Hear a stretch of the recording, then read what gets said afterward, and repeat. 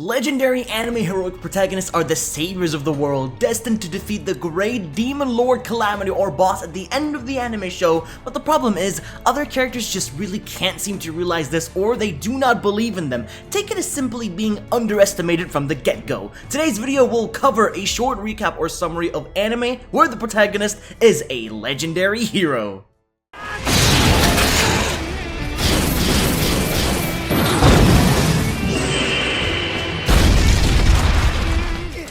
Normally you would call the pest control if you had an insect problem, but in this anime, well, let's just say the insects are giant monsters terrorizing towns, and it's up to the insect magistrates, a group of armed samurai forces ready to strike down those pests once and for all. One day, the father of Jinbei was unable to answer a call for an insect issue going down, and instead, he sends his son Jinbei to help and do the work for him. He travels to Edo and joins the insect magistrates who specialize in hunting down those beasts and put a stop to them.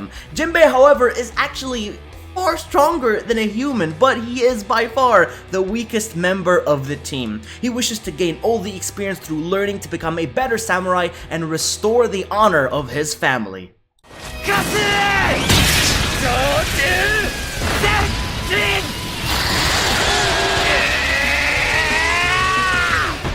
The legendary hero is dead. The feeling of killing a legendary heroic figure who had saved the world countless times from the wrath of the demons, he suddenly dies in the hands of a normie level 1 farmer.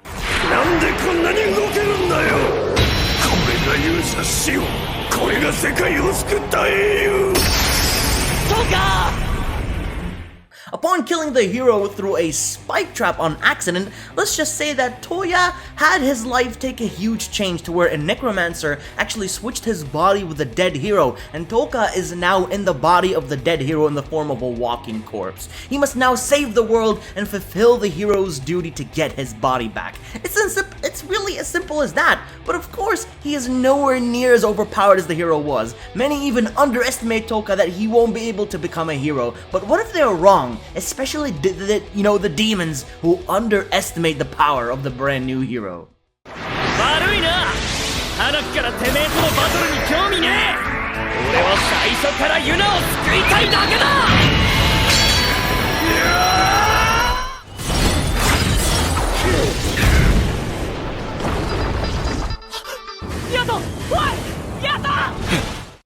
At this point, to be honest, I am so eager to witness another season of Noragami, but the fear of knowing it will never happen, it does kinda suck.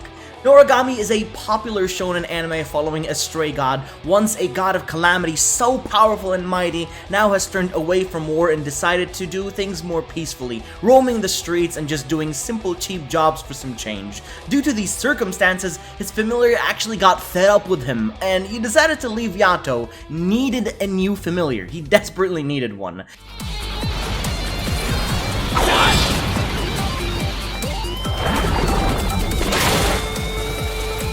There happened to be a normal high school girl who nearly got into an accident, but Yato did save her, and this event actually led to her soul getting loose from her main body and agrees to help Yato by being his brand new partner.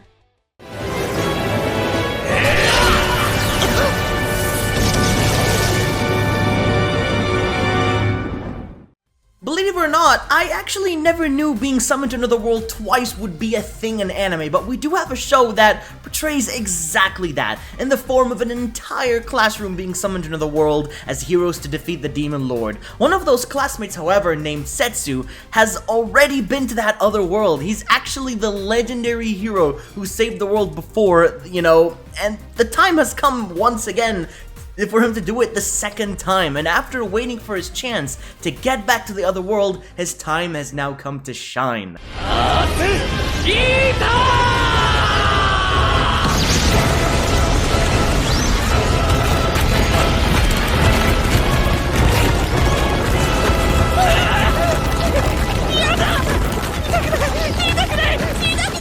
After years of not visiting that world, people underestimated him, not knowing that he is in fact the hero, and even his classmates do not realize he is the hero. Now the gloomy high schooler is about to get the life he has always wanted, to be the hero of the other world once more. The Rising of the Shield Hero, a story so familiar to many of you with how a former university student named Naofumi was chosen alongside others to become one of the 4 major cardinal heroes, and now his life has taken the step to the worse.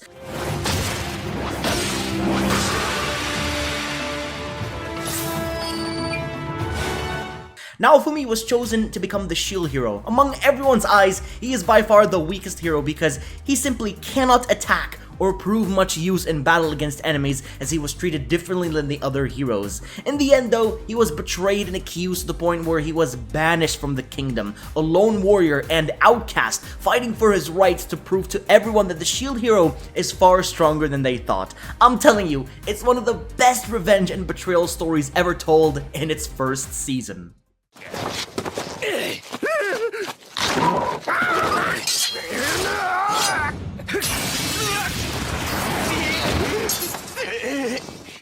Among many other Chinese anime series, in my personal opinion, nothing comes close to being the best as The King's Avatar, a series focusing on a professional gamer starting from zero to hero.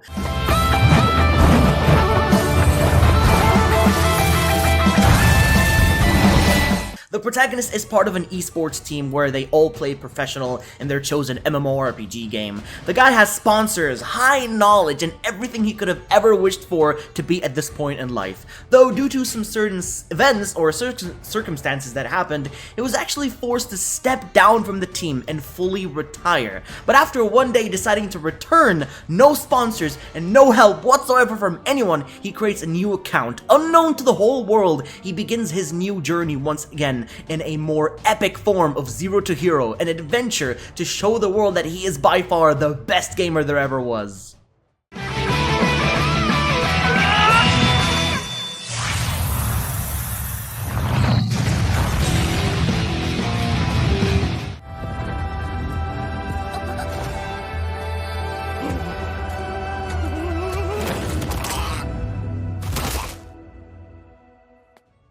Build Divide Code Black is based off of a card game. Everyone who lives in Neo Kyoto plays a card game, and things are decided through wagers, from solving personal conflicts, determining social status, and a player's biggest ambition is to become king. The protagonist Teruto wakes up not knowing where he is. With just the knowledge of his name, his mission is to meet the king. He encountered a girl who faced him in a duel match, and upon teaching him just how to play, he actually managed to beat her even though he is a complete beginner at this. A person who collects 21 tokens from competitors has a chance at facing the king, and the more Teruto plays, the stronger and smarter this man gets.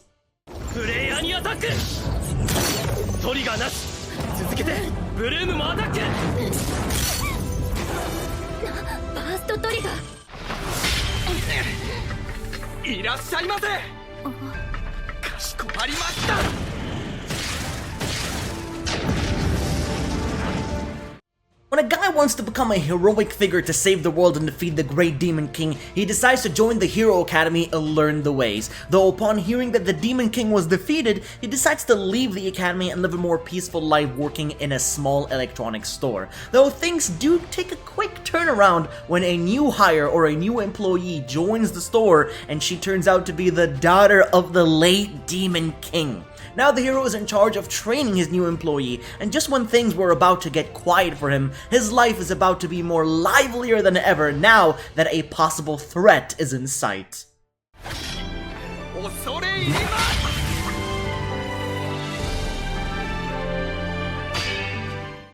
The Daily Life of the Immortal King, a very popular Chinese anime that many people enjoy so much. A powerful being who, upon being born as a baby, defeats the Demon King.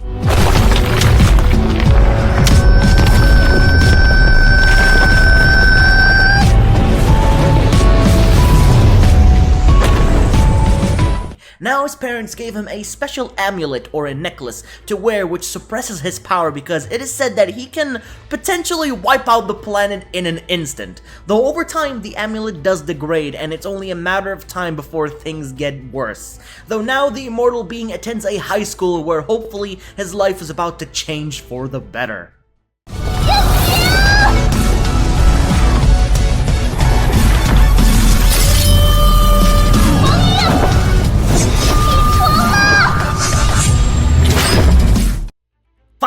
have a series widely known as Goblin Slayer, a man in knight in shining armor equipped with a short sword and shield specifically to slay goblins, and that is the only type of jobs that he takes on.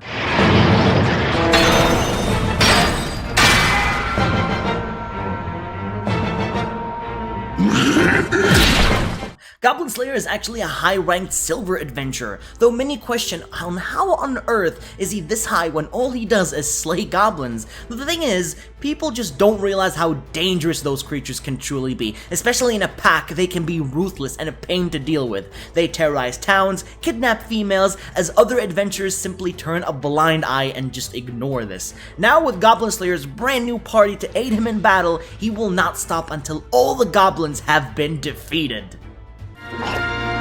そして俺はゴブリンスレイヤーだ